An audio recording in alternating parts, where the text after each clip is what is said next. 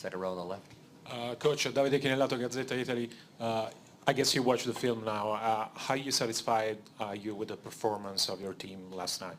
I liked our, the way we competed. I thought we played hard. I thought we really scrapped, but we just got to clean up a few mistakes. Fouling teams during the penalty, offensive rebounds, getting back in transition, things like that. But for our overall, grit and toughness, I like the way we competed. Thank you. Hi, Ron Krejcik from the San Francisco Chronicle. You're obviously on the 0-1 Lakers that went 15-1 in the postseason. How difficult was that, and how do you sort of compare the era that you played in with that team and what the Warriors have done to this point in the postseason? I really don't know, because I won, so I was on the other side of it. So for us, with the Lakers, we just had, two dynamic pieces. The two best players in the world at the time with Kobe and Shaq, and they were both dominant, and everybody else on the team was a star in their role. They played their part. Whatever they had to do to win is what we did.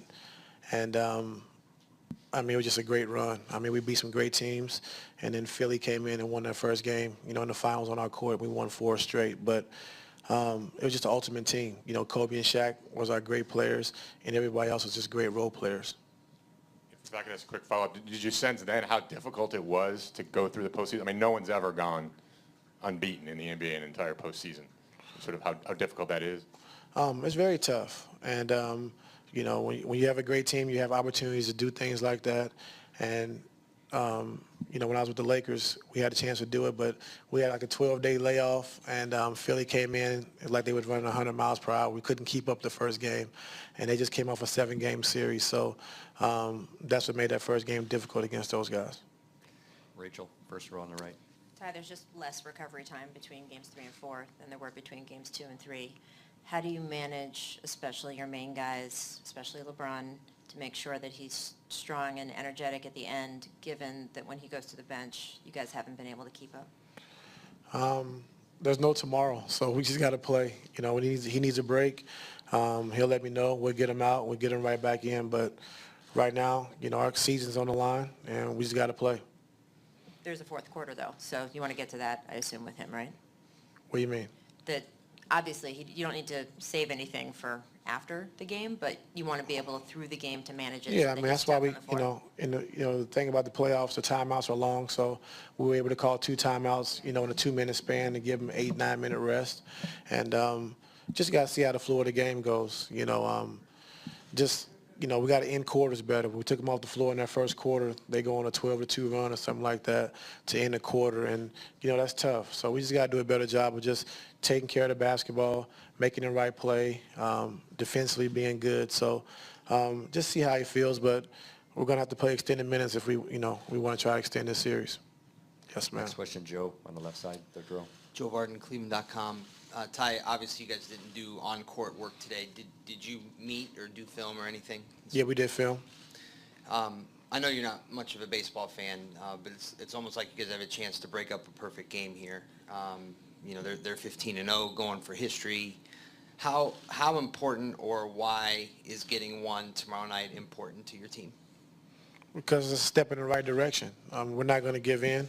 We're going to keep competing, and we had a chance, to win last night. And if we come up with the fight and intensity that we played with last game, by cleaning up a few mistakes, then we have a chance to win on Friday. So, by any means, are we giving in? So, we're going to be ready to play on Friday. And then one final follow-up: given how the series has gone, you're down 3-0. Are you considering giving a guy like Derek Williams some time off the bench or anything like that? Just got to see how the flow of the game goes. We'll take a look at it. Dave, behind Joe on the left side. Dave McMenamin, ESPN. Ty, when you say we made a few mistakes, are we talking about the offensive end, defensive end, and what can you share about specific adjustments you could make for Game 4? No share, Dave, but we made some mistakes coming down the stretch that we know we have to be better with. We had talked about before, but you can't make these mistakes against this team. They're too good, and every time you make a mistake, they make you pay. So we got to be better in our execution down the stretch, And, but like I said, overall, what our fight, the way we competed was great. So we come out with that same effort on Friday. I feel confident we get a win. All right, if I could follow up, a little unrelated, but this Warriors team has been in the finals 3 straight years, just like you guys have. It doesn't look like they're going anywhere. I wanted to know how much of your regular season was spent thinking about this series, and how much will you spend next regular season thinking about a potential fourth matchup with them? I don't know. We know that, over in the West, they're a tough team. They're a strong team.